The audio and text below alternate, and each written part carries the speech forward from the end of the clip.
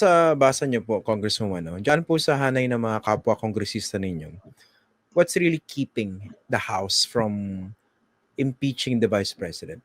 Problema ba yan sa House or baka ang problema dyan yung Senado?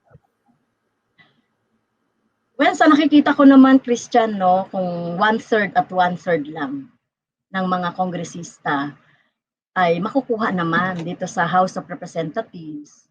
Kaya lang siguro binabalanse lang siguro ng leadership, yung timing, at ito rin sa nakikita ko rin baka tinitignan din nila yung numbers sa Senate, no, yung kung makukuha nga ba yung 2/3. So ayaw din siguro din ng leadership na ma-put into waste din.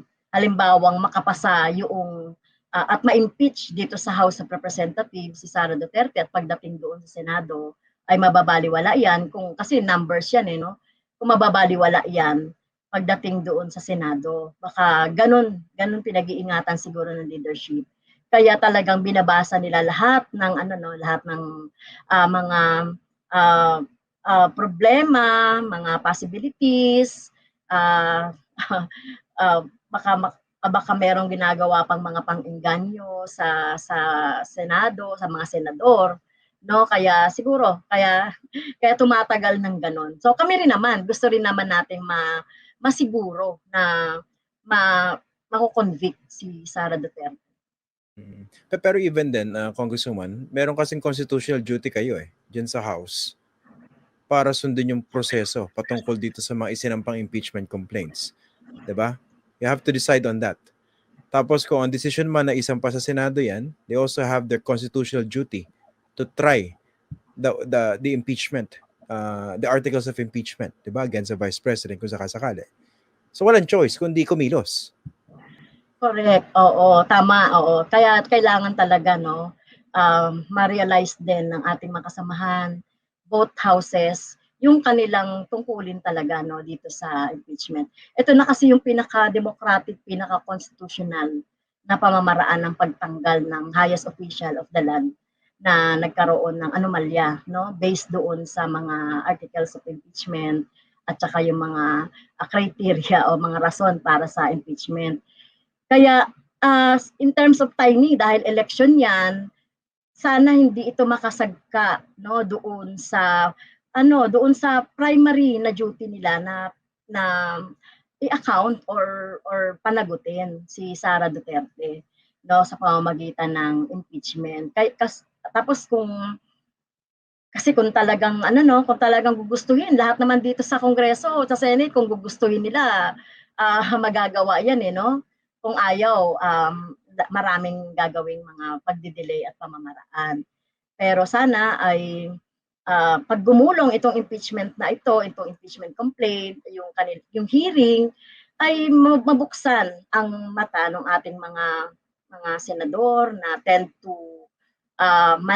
to believe na dapat ay nag-unite tayo, dapat ay peaceful tayo, di ba? So wala kasing kapanatagan ang mamamayan kung hindi mai-impeach si Sara Duterte.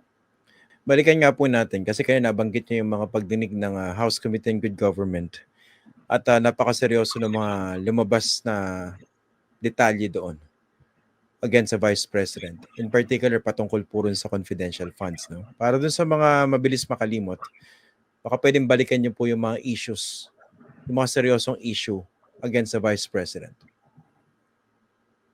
Kung babalikan natin, ano ba yung mga nakita natin doon? Mga peking acknowledgement receipt, more than 1,000 yan, na nakita natin na mga acknowledgement receipt na peke, no? Hindi natin alam kung existing nga ba itong mga acknowledgement receipt.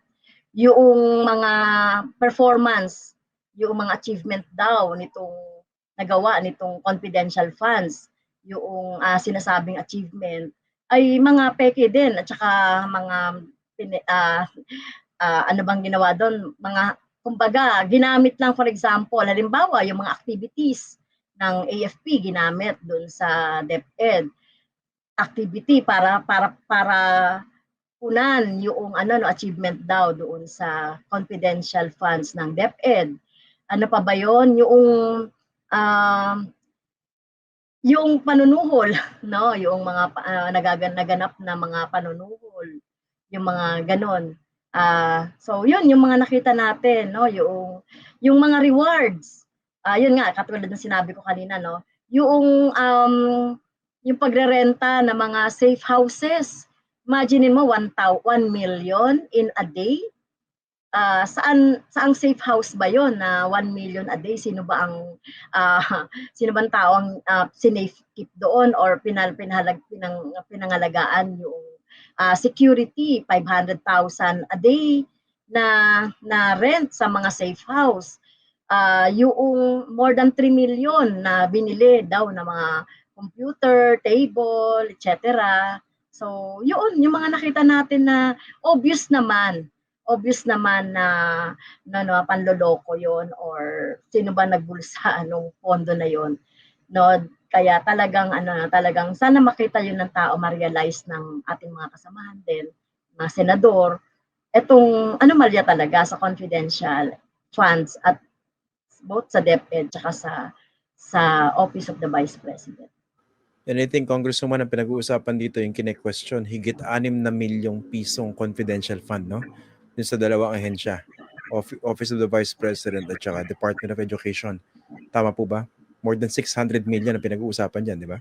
Yes, oo, tama. More than 600 kasi 500.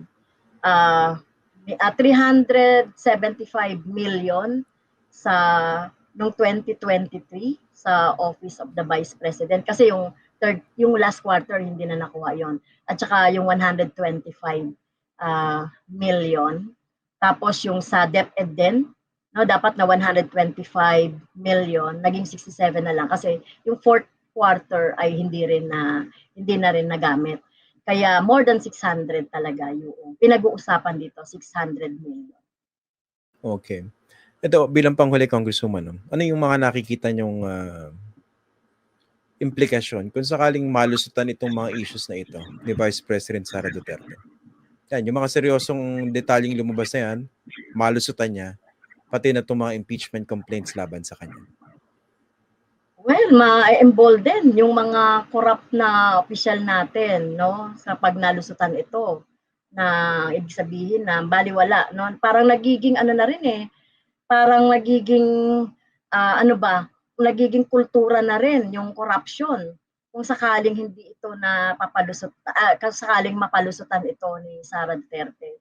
Marami na ngang nakalusot sa mga nakaraan, doon sa mga issue ng graft and corruption.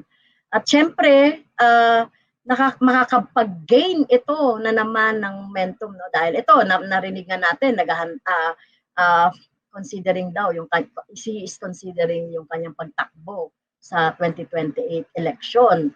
Kaya kung mananalo ito, no, syempre malaking epekto niyan doon sa politika ng ating mga kasamahan dito, mga politiko. Yun nga, tayo talaga ay talagang nation ba tayo ng mga corrupt, no? Hindi na talaga natin napapanagot yung mga corrupt sa ating bansa. So yun ang magiging epekto niyan at sa kalaunan parang nagiging tanggap na lang din, no? Despite all the documents, lahat ng mga patunay ng katiwalian ay mapapalusot pa natin ito ay wala na ano na rin na magiging face natin sa ibang bansa. Okay. Sige po. Congresswoman Franz Castro, maraming salamat po for joining us tonight dito po sa Facts First. Magandang gabi po. Thank you, Christian.